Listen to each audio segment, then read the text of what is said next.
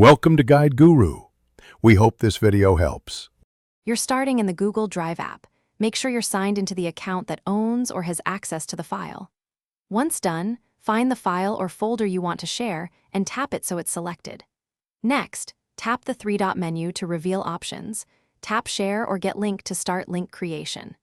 This begins the process immediately so you don't waste time switching apps, and it ensures you're editing the correct item before changing permissions.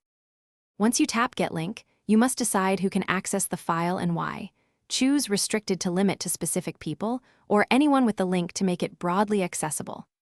Make sure to set the role Viewer prevents edits, Commenter allows notes, Editor permits full changes, because it controls downstream security and collaboration. After confirming the correct access and role, tap Copy Link so the URL is on your clipboard. This step finalizes. Now paste the copied link into the app or message you want to use and send it. You can test the link with another account to confirm permission behavior. To finish securely, remember you can manage or revoke access later by returning to sharing settings and switching to restricted or removing users.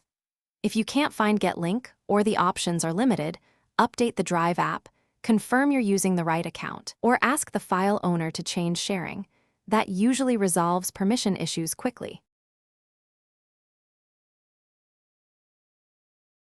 Thanks for watching. Consider subscribing if we helped you today.